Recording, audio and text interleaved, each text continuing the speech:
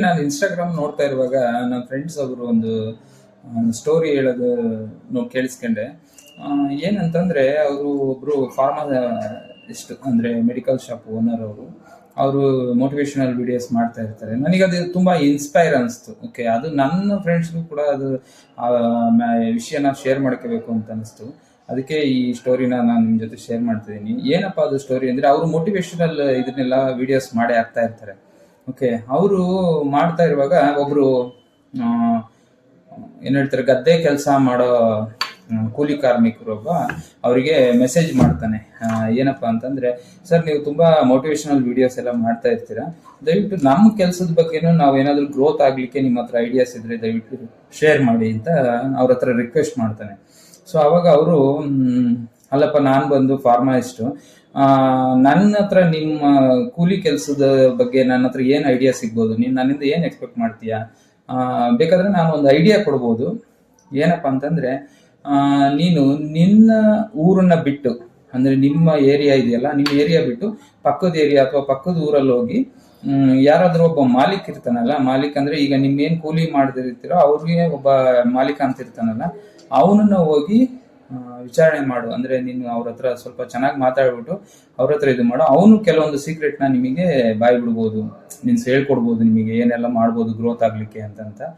ಅದಕ್ಕೆ ಅವನಿಗೆ ಅಷ್ಟು ಸ್ಯಾಟಿಸ್ಫೈ ಅನ್ಸಲ್ಲ. ಬಟ್ ಆದ್ರೂ ಅವನು ಇವ್ರು ಕೊಟ್ಟಿರೋ ಸಜೆಷನ್ ಅನ್ನ ಸೀರಿಯಸ್ ತಗೊಂಡು ನೆಕ್ಸ್ಟ್ ಡೇ ಏನ್ ಮಾಡ್ತಾನೆ, ಒಂದು ಪಕ್ಕದಲ್ಲಿ ಅಂದ್ರೆ ಅವ್ರ ಏರಿಯಾ ಬಿಟ್ಟು, ಅವ್ರ ಊರ್ನ ಬಿಟ್ಬಿಟ್ಟು ಪಕ್ಕದ ಊರಿಗೆ ಹೋಗಿ ಪಕ್ಕದ ಏರಿಯಾದಲ್ಲಿ ಒಬ್ಬ ಮಾಲೀಕ ಇರ್ತಾನೆ. ಮಾಲೀಕನ ಹತ್ರ ಹೋಗ್ಬಿಟ್ಟು ಸುಮ್ಮನೆ ಕ್ಯಾಶುಯಲ್ ಆಗಿ ಮಾತಾಡ್ತಾ ಅವನ ಹತ್ರ, ನಿಮ್ಮ ಹತ್ರ ಎಷ್ಟು ಜನ ಇದ್ದಾರೆ, ಏನೆಲ್ಲ ಮಾಡ್ತೀರಾ, ಹೆಂಗೆ ನಿಮಗೆ ಲಾಭ ಆಗುತ್ತೆ ಈ ತರ ಮಾಡೋದ್ರಿಂದ, ನೀವ್ ಹೆಂಗೆ ಮಾಲೀಕರಾದ್ರಿ ಅಂತೆಲ್ಲ ವಿಚಾರಣೆ ಮಾಡ್ತಾನೆ. ಸೊ ಅವನೇನ್ ಮಾಡ್ತಾನೆ, ಎಕ್ಸೈಟ್ಮೆಂಟ್ ಅಲ್ಲಿ ಅವನ ಹತ್ರ ಇರೋ ಸೀಕ್ರೆಟ್ಸ್ ಎಲ್ಲ ಅವ್ನು ಬಾಯ್ಬಿಟ್ಬಿಡ್ತಾನೆ.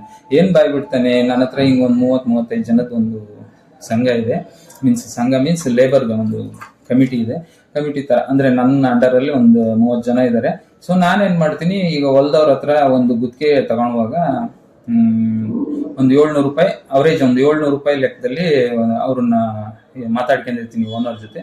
ಸೊ ನಾನು ಇವರಿಗೆ ನಮ್ಮ ಕಮಿಟಿ ಇದರಲ್ಲಿ ಅವ್ರನ್ನೆಲ್ಲ ನಾನು ಮಾತಾಡ್ಬಿಟ್ಟು ಅವರಿಗೆ ಒಂದು 600 ರೂಪೀಸ್ 650 ಈ ತರ ಇದನ್ನ ಮಾಡ್ಬಿಟ್ಟು ಮಾತಾಡ್ಕೊಂತೀನಿ. ಸೊ ಅವ್ರಿಗೆ ಅಲ್ಲಿಗೆ ನನಗೆ ಒಬ್ಬ ಕೂಲಿ ಕಾರ್ಮಿಕನಿಗೆ ನನಗೆ 50ರಿಂದ 100 ರೂಪಾಯಿ ಉಳಿತದೆ. ಸೊ ನನಗೆ ಅದು ಅವತ್ತಿನ ದುಡಿಮೆ ಆಗುತ್ತೆ. ಈ ತರ ನಾನು ಮಾಡ್ತೀನಿ ಅಂತ ಬಾಯ್ಬಿಟ್ಬಿಡ್ತಾನೆ. ಸೊ ಅವಾಗ ನೆಕ್ಸ್ಟ್ ಡೇ ಇವನು ಇಲ್ಲಿ ತನ್ನ ಏರಿಯಾಗೆ ಬಂದ್ಬಿಟ್ಟು ಅವ್ನು ಏನೇನು ಐಡಿಯಾಸ್ ಕೊಟ್ಟಿದ್ದೋ ಅದನ್ನೆಲ್ಲ ಇಂಪ್ಲಿಮೆಂಟ್ ಮಾಡ್ತಾನೆ. ಇಂಪ್ಲಿಮೆಂಟ್ ಮಾಡಿದಾಗ ಅವನು ಫಸ್ಟ್ನೇ ಅವ್ನು ಹೇಳುವಾಗ ಹೇಳಿರ್ತಾನೆ. ಸೊ ನಾವು ಪ್ರಾಫಿಟ್ ಮಾಡೋದನ್ನ ನೋಡೋದ್ರ ಜೊತೆಗೆ ಅಷ್ಟೇ ರಿಸ್ಕ್ ಇರುತ್ತೆ. ಈಗ ನಾವು ಅದನ್ನ ಮೀನ್ಸ್ ಆ ಸಂಘನ ಉಳಿಸ್ಕೋಬೇಕು ಅಂತಂದ್ರೆ ನಾವು ಅವ್ರ ಜೊತೆ ಎಲ್ಲ ಚೆನ್ನಾಗಿರ್ಬೇಕು. ಅವ್ರು ಹೇಳೋ ಕೆಲವೊಂದು ಬೇಡಿಕೆಗಳನ್ನೆಲ್ಲ ನಾವು ಈಡೇರಿಸೋ ಮಟ್ಟದಲ್ಲಿ ಇರಬೇಕು. ಇಲ್ಲ ಅಂತಂದ್ರೆ ಯಾರೋ ನಿನ್ ಜೊತೆ ನಿಲ್ಲಲ್ಲ ಅಂತ ಹೇಳಿರ್ತಾನೆ.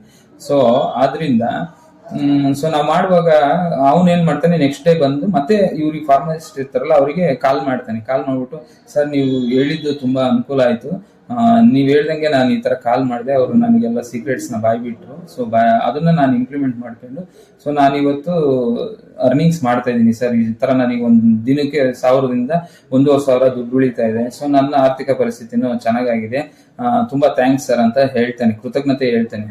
ಅದ್ರ ಜೊತೆಗೆ ಅವ್ನು ಇನ್ನೊಂದು ಮಾತು ಹೇಳ್ತೇನೆ, ಸರ್ ನಾನು ದುಡಿತಾ ಇದೀನಿ, ನಾನು ಅರ್ನ್ ಮಾಡ್ತಾ ಇದೀನಿ ಅನ್ನೋದು ಸೆಕೆಂಡ್ರಿ ಸರ್, ನಾನೊಬ್ಬ ಮಾಲೀಕ ಆಗಿದ್ದೀನಿ, ನನ್ನ ಸ್ವಂತ ನಾನು ಏನೋ ಒಂದು ಬಿಸ್ನೆಸ್ ಅಥವಾ ಇದನ್ನ ಸ್ಟಾರ್ಟ್ ಮಾಡಿದೀನಿ ಅನ್ನೋದೇ ನನಗೆ ಖುಷಿ ಇದೆ ಸರ್ ಅಂತ ಅವನ ಹತ್ರ ಹೆಮ್ಮೆಯಿಂದ ಹೇಳ್ಕೊಂತಾನೆ. ಅವಾಗ ಅವರು ಫಾರ್ಮಸಿಸ್ಟ್ ಹೇಳ್ತಾರೆ, ಸೊ ನಾನಿವತ್ತು ಏನ್ ಹೇಳ್ತಾರೆ, ಈ ತರ ಒಂದು ಮೋಟಿವೇಶನ್ ಸ್ಪೀಚ್ ಅಥವಾ ವಿಡಿಯೋಸ್ ಮಾಡಾಕಿದ್ಕು ಇವತ್ತಿಗೆ ಸಾರ್ಥಕ ಆಯ್ತು, ಅದರಿಂದ ತುಂಬಾ ಥ್ಯಾಂಕ್ಸ್ ನೀವು ಫೀಡ್ಬ್ಯಾಕಿಗೆ ಅಂತ ಹೇಳ್ತೇನೆ. ಸೊ ನಾವು ಯಾವಾಗಲೂ ಬರೀ ಲಾಭನೇ ನೋಡಬಾರ್ದು, ಅದರಲ್ಲಿ ಕೆಲವೊಂದು ಮಾನವೀಯತೆಗಳು ಇರ್ತವೆ, ಕೆಲವೊಂದು ಇರ್ತವೆ, ಧ್ಯೇಯಗಳು ಇರ್ತವೆ.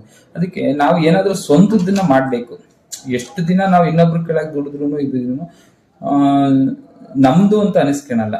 ಓಕೆ, ಯಾವಾಗ ನಮ್ದು ಓನರ್ಶಿಪ್, ಆ ಓನರ್ಶಿಪ್ನ ನಾವು ತಗೊಂಡಾಗ ಮಾತ್ರ ಅದು ನಮ್ದು ಅನಿಸ್ಕೊಳುತ್ತೆ.